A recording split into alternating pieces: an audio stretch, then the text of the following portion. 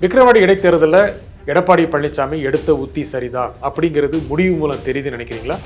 India கூட்டணி versus என்டிஏன்னு வடமாவட்ட களத்தை எடப்பாடி பழனிசாமி கோட்டை விட்டுட்டார். வன்னியர்களின் தலைவர் அப்படின்னு சொல்லிட்டு எடப்பாடின்னு சொல்றீங்க. ராமதாஸ் அவர் ஒரு ஐக்கானா இருக்காரு. நீங்க எப்படி இதை மாத்தி சொல்றீங்க?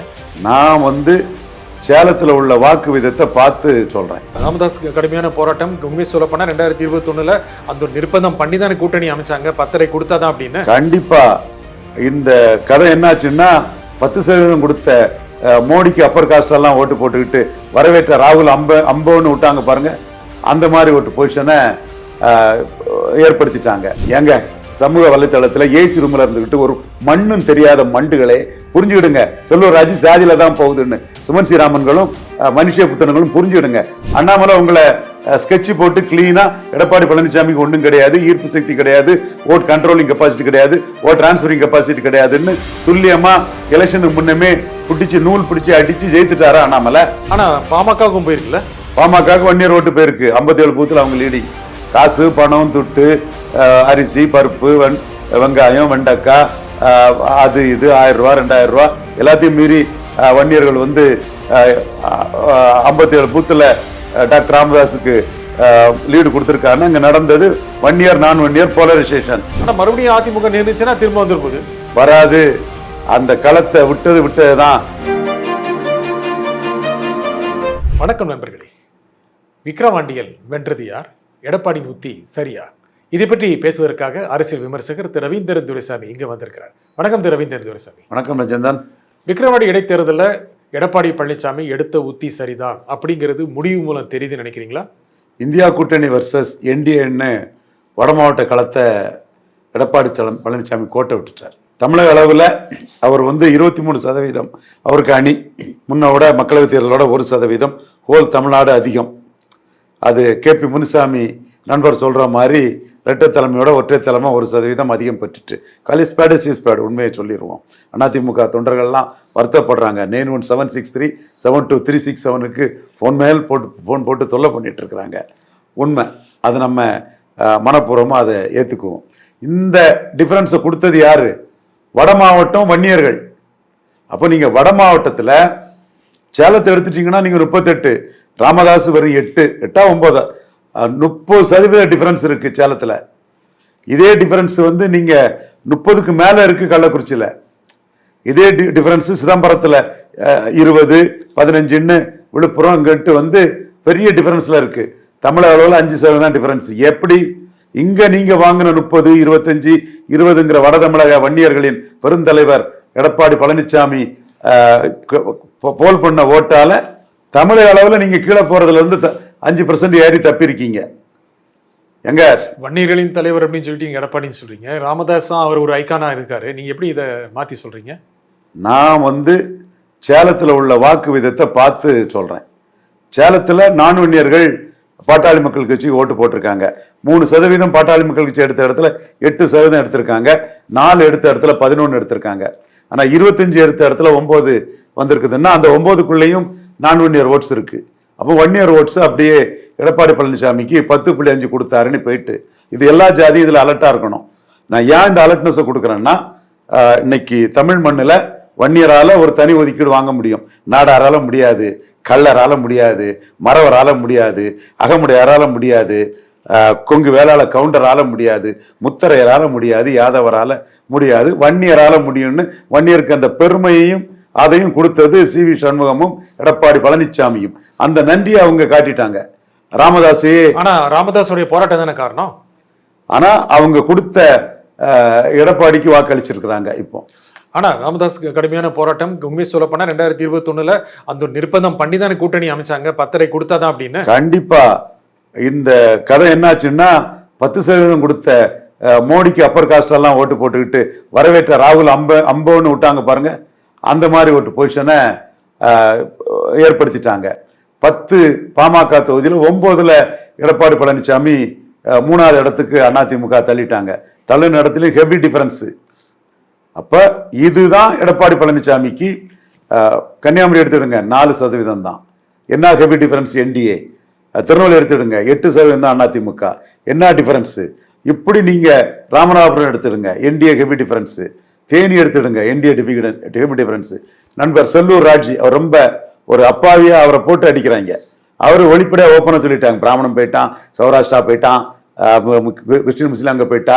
ஏங்க சமூக வலைத்தளத்துல ஏசி ரூம்ல இருந்துகிட்டு ஒரு மண்ணும் தெரியாத மண்டுகளே புரிஞ்சுக்கிடுங்க, செல்லூர் ராஜ் ஜாதியில தான் போகுதுன்னு. சுமன் ஸ்ரீராமன்களும் மனுஷ புத்தனங்களும் புரிஞ்சுக்கிடுங்க. சும்மா கபட வேடதாரி மாதிரி வேஷம் போடாதீங்க.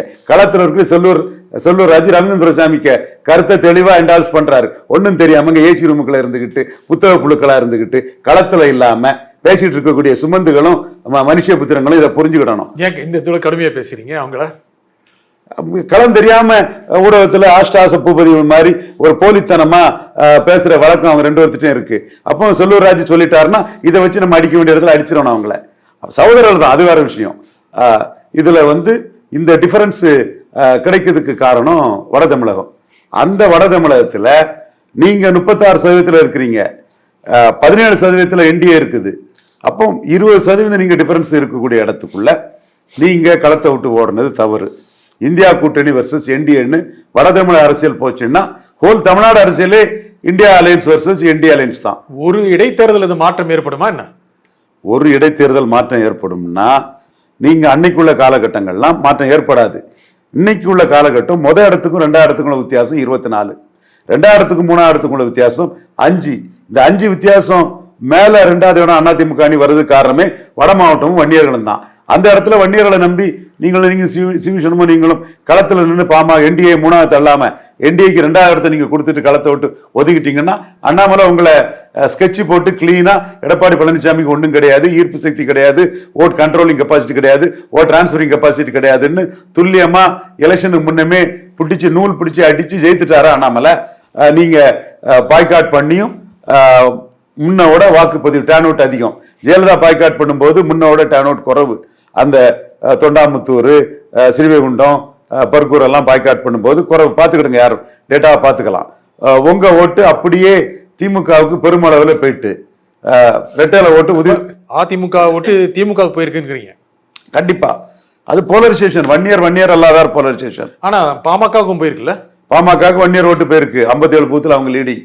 காசு, பணம், துட்டு, அரிசி, பருப்பு, வெங்காயம், வெண்டைக்காய், அது இது 1000 ரூபா 2000 ரூபா எல்லாத்தையும் மீறி வன்னியர்கள் 57 பூத்துல டாக்டர் ராமதாஸுக்கு லீடு கொடுத்திருக்காருன்னு அங்க நடந்தது வன்னியர் நான் வன்னியர் போலரைசேஷன். நீங்க ரெண்டு சொன்ன அதிமுக ஓட்டு திமுக போயிருக்கு, சரிதானே? கண்டிப்பா. பாமகவுக்கும் போயிருக்கா?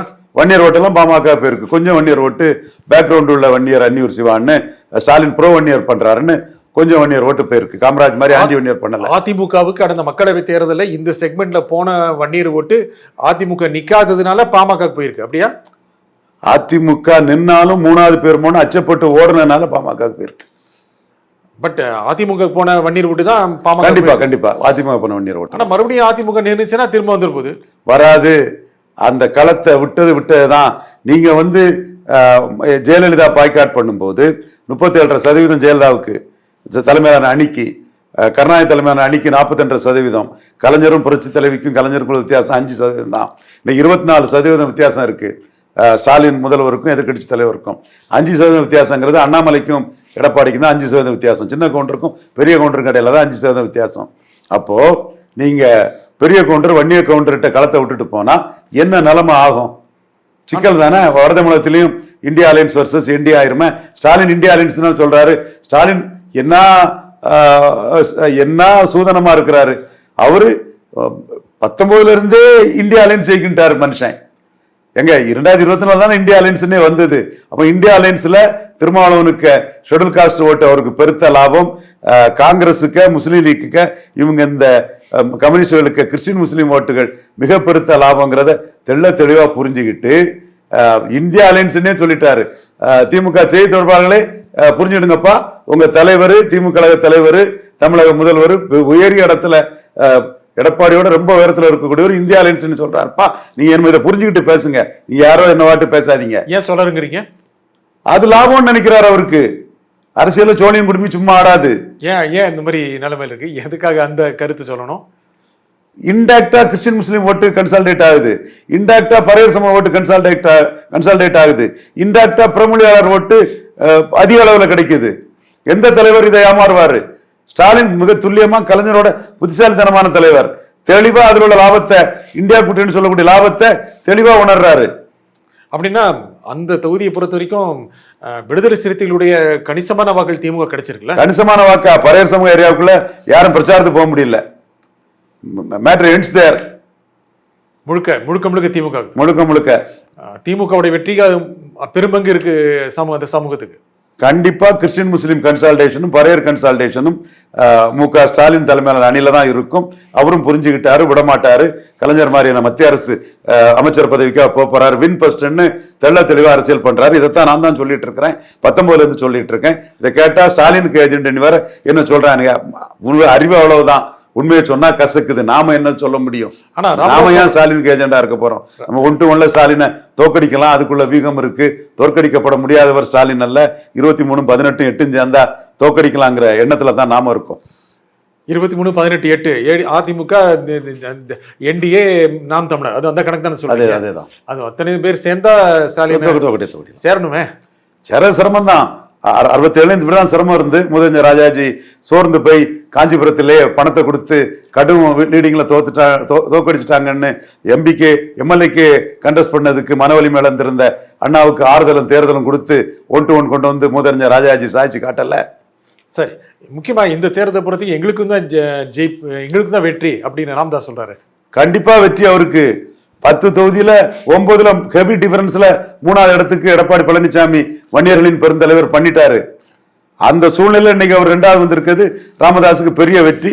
இந்த தெம்புல டாக்டர் ஐயா 10.5 வச்சு முன்னிறுத்தி களமாடுவாரு. ஸ்டாலின் தெளிவான நிலைப்பாட்டில் இருக்கிறாரு. வலமும் போகாம இடமும் போகாம எடப்பாடி பழனிசாமி அதுல மாற்றாரு. நீங்க நன்றியோட இருக்கணும்னா 10.5 சரிதான், ஸ்டாலின் 10.5 கொடுக்காத தப்பு. எனக்கு கிடைச்ச ஓட்டுல 40% வாக்கு, 20க்கு 8%. என் தம்பி கண்ணன் 9 மேல இருக்குமுன்னேங்கிறான். எப்படி இவ்வளவுக்குள்ள இடத்துல 23% தருமபுரியில வந்தது, அப்படிதான் மற்ற இடங்கள்லாம் வந்ததெல்லாம் 9% வாக்கு, 20ல 9% வாக்கு வன்னியர் வாக்கு இருக்குன்னு சொல்றான். அந்த அளவுக்கு ஹெவியா வன்னியர் வாக்கை வாங்கி வச்சுக்கிட்டு 10.5 கொடுக்கணும்னு போர்க்கோலம் போனாண்டாமா எடப்பாடி பழனிசாமி. ஆனா போர்க்குளம் போறது டாக்டர் ஐயா தான். எடப்பாடி பழனிசாமி வளமும் போக மாட்டாரு, இடமும் போக மாட்டாரு. ஏன் சொல்றீங்க? கமிட் பண்ணிக்க மாட்டாருங்கிறீங்க. எஸ், ஏன் அது அவர் கமிட் பண்ணா நாங்க அவர் பண்ண பெரிய அநீதி. வண்ணார் நாவிதர் குயவர் போயர் ஒட்டர் வேட்டுவ கவுண்டர் ஊராளி கவுண்டர் தொட்டிய நாயக்கர் மருத்துவர் மங்களா முக்குவர் பரதவர் பரதராஜகுல மீனவர் ஆண்டிப்பண்டாரம் ஜங்கம் போன்ற சமூகங்களுக்கு தந்தை பெரியாருக்கு பிறகு சுயநலமின்றி தன் சமூகம் சாராத சமூகங்களுக்கு ஐயா தாளிங்க நாடார் தொண்டராக நியாயத்தின் பக்கம் நின்று துணிச்சலா அரசியல் ஆதிக்கம் கொண்ட ஜாதிக்காரங்க என்ன சொல்லுவாங்க யாது சொல்லுவாங்கலாம் கவலைப்படாம நாம அவங்க மத்தியில பெரிய விழிப்புணர்ச்சியை தமிழகம் மூலமா களத்துக்கு போய் ஏற்படுத்திட்டோம். அப்போ ஸ்டாலினும் அதை பார்ப்பாரு. இந்த விஷயம் 2 ஸ்டேக் ஹோல்டர்ஸ் இல்ல 3 ஸ்டேக் ஹோல்டர்ஸ். ரவீந்திரன் துரைசாமி ஒரு இண்டிவிஜுவல், தனி மனம் தோப்பாகாதும்பாங்க. ஆனா பல தோப்புகளை ஒன்றிணைச்சு ரவீந்திரன் துரைசாமி இந்த மக்களுக்கான குரலையும் ஓங்கி ஒலிச்சுட்டான்.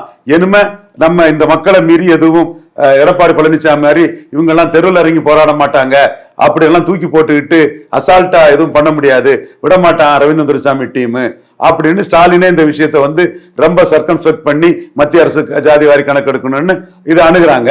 அப்ப இந்த சூழ்நிலையில எடப்பாடி பழனிசாமி அன்னைக்கு எடுத்தவங்க கொடுத்துட்டாரு. இப்ப நான் கொடுத்தது சரின்னு கூட சொல்ல முடியாத நிலைமையில எடப்பாடி பழனிசாமி இருக்கிறாரு.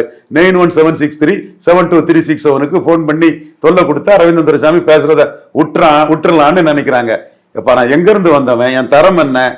யாரையாவது நான் தரக்குறைவான வார்த்தையில பேசியிருப்பானா? ஐயா எடப்பாடி பழனிசாமியை நான் குறைச்சி பேசியிருப்பானா? அம்மையார் சசிகலா அம்மையாரை என்னைக்காவது தரம் குறைஞ்சு பேசியிருப்பானா? டாக்டர் ஐயாவை என்னைக்காவது தரம் குறைஞ்சு பேசியிருக்கேனா? என் விமர்சனத்தை ஆணித்தரமா வைக்கிறேன். உங்களுக்கு தான் ஐடி விங் இருக்கு, ட்விட்டர் இருக்குது, என்ன அரசியல் விமர்சகர்களின் அலம்பல்கள்னு போடுறதுக்கு ஒரு டிவி இருக்கு, ஜே டிவி இருக்கு. உங்க கருத்தை சொல்லுங்கப்பா ஜனநாயக நெறிமுறைப்படி. இந்த மாதிரி சில்லற வேலைகளெல்லாம் விடுங்க. 9176372367 தான் என் நம்பர். இதுல ஏன் அப்பாவி அதிமுக தொண்டர்களை பலியாடாக்குறீங்க? சோ இந்த இடத்துக்குள்ள அவர் இந்த இஷ்யூக்குள்ள வலமும் போகாம இடமும் போகாம மாட்ட போறாரு. முக்கியமா நீங்க இந்த உரையாடல நீங்க மெயின்மா சொன்னது எடப்பாடி பழனிசாமிக்கு வன்னியர் வாக்கு கிடைச்சிருக்கு, வன்னியர் வாக்கு அதிகம் கிடைச்சிருக்கு. 23 9 கிடைச்சிருக்கு, 10% 23 20ல இவர் கிடைச்சிருக்குன்னு சொல்லிட்டு இதுக்கு என்ன காரணம் அப்படின்னா 10 கொடுத்தாரு அப்படின்னு வன்னியர்கள் போட்டாங்க அப்படிங்கிறீங்க. அந்த 10.5% தான் கொடுத்ததாக எடப்பாடி சொல்லிக்க மாட்டேங்கிறாரு அப்படின்னு சொல்றீங்க. அப்படி என்றால் வன்னியர் அவருக்கு ஓட்டு போடுறது விழிப்புணர்வுடனா இல்லையா? நன்றி உணர்வோட, அது ஒரு ஏமாளி ஜாதியா நன்றி உணர்வோட போடுறாங்க.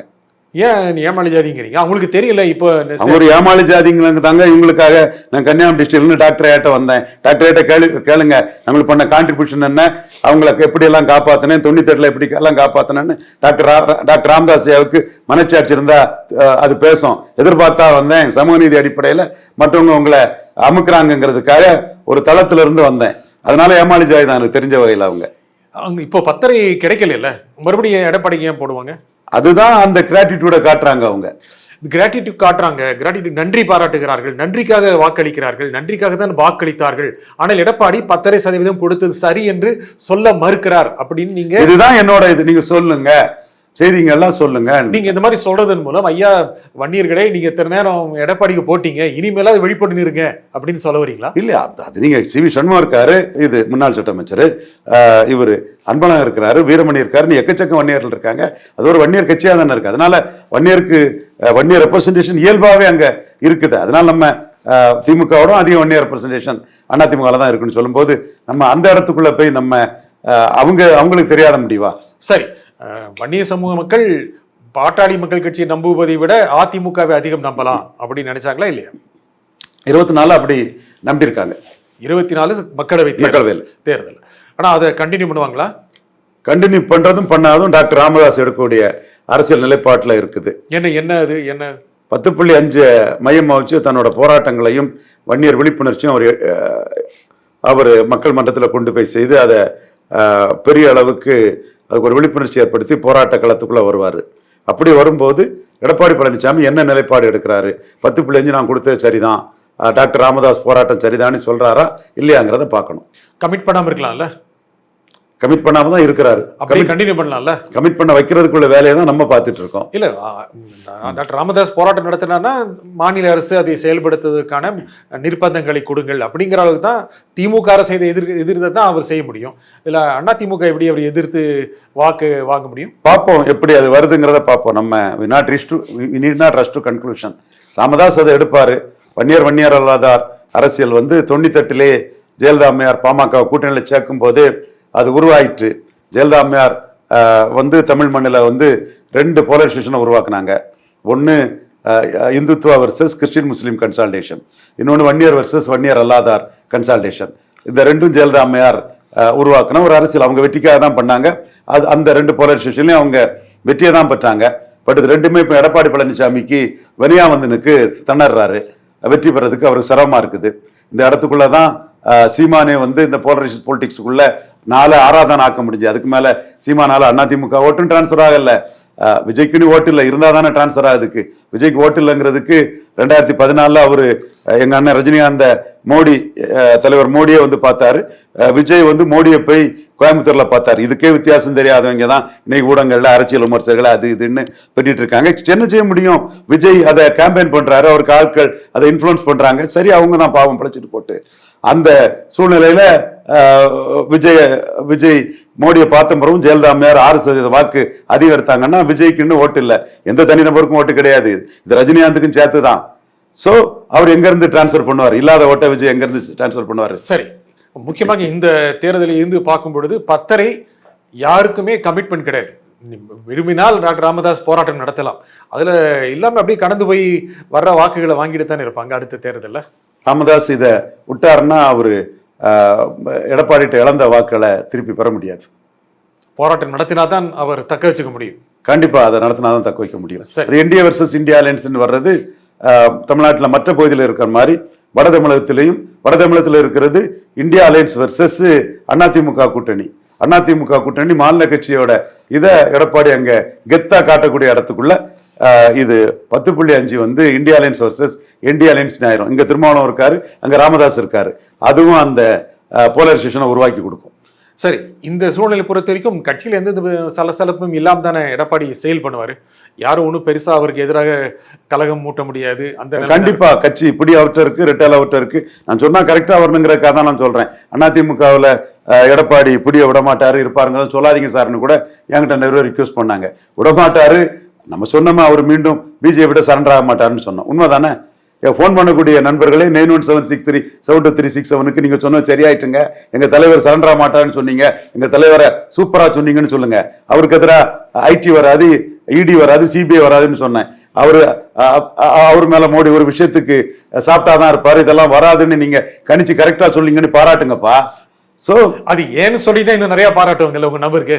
போதும், இவ்வளவு பாராட்டு கொஞ்சமா அவங்கள்ட்ட பாராட்டு கேட்டா போதும், ரொம்ப வேண்டாம். எடப்பாடிக்கு இன்னும் கொஞ்சம் தண்ணி தெளிச்சு சில விஷயங்களை செய்ய வேண்டியது இருக்கு, அதனால குறைவா பண்ணுவோம். இல்ல ஒரு 4 தடவை நம்பர் சொல்லிட்டீங்க. எடப்பாடிக்கு எதிராக இடி வராது, ஐடி வராதுன்னு நீங்க சொல்றீங்க. அது ஏன் வராதுன்னு ரகசியத்தை உடைச்சிட்டீங்கன்னா உங்களுக்கு போன் பண்ணி பாராட்டுவாங்கல்ல. இல்ல, உடைக்கும் போது அது கொஞ்சம் காலம் கழிச்சு உடைக்கலாம். இல்ல நீங்க நடக்க போறது முதலே சொல்லக்கூடியவங்க, இன்னும் கொஞ்சம் டைம் கழிச்சு உடைக்கலாம். இப்ப நீங்க இந்த நல்ல செய்தி சொன்னதுனால இனிமேல் அவருக்கு எதிராக எதுவும் நடவடிக்கை வராது அப்படின்னு போன் வரதும் குறைஞ்சிடும்ல. போன் வர்றது வரட்டு, நம்ம இதெல்லாம் சந்திக்காமலாம் இருக்க போறோம். சரி, எடப்பாடிக்கு இப்போ தலைமைக்கு எந்த ஒரு ஆபத்து இல்லை இல்ல. யாருமே மூத்த தலைவர்கள் போய் பேசுறாங்க, அவரு கட்சியில சேர்ந்தவர் பிரிந்தவர்களை சேர்த்துக்கங்க அப்படின்னு சொல்றாங்க. சசிகலா சேர்த்துக்கங்க, ஓபிஎஸ் சேர்த்துக்கங்க, பிரிந்து ஒண்ணு கூடணும், கட்சியை பல. எடப்பாடிக்கு பிரச்சனை என்னன்னா, ரெட்டலை பெனிஃபிஷரி காஸ்ட் நான் பெனிஃபிஷரி காஸ்ட்னு பிரிஞ்சிடுச்சு. ரெட்டலையில் பலன் பெறும் ஜாதிகள், பலன் பெறாத ஜாதிகள், தனி ஒதுக்கீடு பெற முடியாத நாடார்கள், தனி ஒதுக்கு பெற முடியாத கொங்கு வேளாள கவுண்டர்கள், தனி ஒதுக்கீடு பெற முடியாத கள்ளர் மறவர் அகமுடையார்கள், தனி ஒதுக்கீடு பெற முடியாத முத்தரையர், தனி ஒதுக்கீடு பெற முடியாத யாதவர்கள், இந்த ஜாதி மட்டும் தனி ஒதுக்கீடு கொடுத்தாருன்னு எப்படி அள்ளி போட்டிருக்காங்க. அப்ப நம்மளும் அலர்ட் ஆகணும், நம்மளும் இதுல விவரமாகணும்னு மற்ற ஜாதிகள் இதுல புரிய வருவாங்க. அது எடப்பாடி பழனிசாமிக்கு பாதகத்தை ஏற்படுத்தும். மூத்த தலைவர்கள் பேசினாங்க, சேலத்துல பேசினாங்க, சென்னையில பேசினாங்க. இந்த தலைவர்கள் எல்லாம் கட்சி நலன் தானே பாக்குறாங்க. நீங்க சொன்ன மாதிரி ஜாதி நலன் பார்ப்பாங்க, அவங்க நலத்தை பார்ப்பாங்க. அதை வச்சுதான் அடுத்த கட்டம் வரும். அதுல ஒரு 30 to 40% பிஜேபி சென்ட்ரிக்கா தான் போவாங்க, ஒரு 60 to 70% ஆன்டி பிஜேபியா தான் போவாங்க. பிஜேபி கூடாது, கிறிஸ்டின் முஸ்லீம் ஓட்டு தான் மெயின்னு போவாங்க. பிரிந்தவர்கள் ஓபிஎஸ் சசிகலா இவங்க உள்ள வர வாய்ப்பு இருக்கா? என்ன டேர்ம்ஸ்ல வர, என்ன ப்ராசஸ்ல வரங்கிறத பிரச்சனை இல்லை. இப்போ நீங்க ஒரு கூட்டம் கலைஞருக்கு பிறகு வைக்க வந்துருவாருன்னு சொல்லும். அப்ப நம்ம கத்தணும், யோ அது வேற கட்சி, இது வேற கட்சியா, அந்த கட்சியில ஒரு தான் அந்த கட்சியை பிடிக்க முடியும். ஏன்பா இப்படி முட்டாள்தனமா சொல்றேன்னா, பெரிய அறிவு மிக்கவனும் அவன் ஆசைக்கு அதை சொல்லுவான். அதே மாதிரி இது பலரும் ஆசைக்கு சொல்லலாம். எப்படி ப்ராசஸ் ஆகும்? எடப்பாடி அதுக்கான ஹிண்ட் கொடுத்துருக்கிறான்னு நினைக்கிறீங்களா? எங்க பிடிநிலை இல்லாம ஓபிஎஸ் வரமாட்டாரு, தான் பிடிச்ச பிடிய இன்னொருத்தட்ட எடப்பாடி கொடுக்க மாட்டாரு. எப்படி ப்ராசஸ் ஆகும்? ஆனா எடப்பாடியுடைய பேச்சு பார்த்தா இப்போ கடைசியா இந்த தேர்தலுக்கு பிறகுல எல்லாமே ஒற்றுமையா இருக்கணும் அப்படின்னு சொன்னது இப்ப இருக்கிறவங்க இல்லையா, சேர்ந்தவங்களையும் சேர்த்தா? நீங்க ஒற்றுமையா இருக்குன்னு சொன்னா உங்க தலைமையில எப்படி ஒற்றுமையா இருக்க முடியும்? ரெட்ட தலைமைனா ஒற்றுமையா இருக்கலாம்னு ஓபிஎஸ் சொல்லுவாரு. ரெட்ட தலைமைக்கு இதற்காகவா பாடுபட்டாங்கிற மாதிரி இவ்வளவு கஷ்டத்துக்குள்ள இவ்வளவு ரூட்டுக்கு வந்துகிட்டு கடைசியா 50-50 அங்க கொடுக்கறதுக்கு எடப்பாடி எப்படி சம்மதிப்பாரு? இப்படியே போனா அடுத்த தேர்தலில் ஜெயிக்க முடியாதுன்னு அவருக்கும் தெரியல. சரி, 31 பார்த்துக்கொண்டு கூட அவர் நினைக்கலாமே.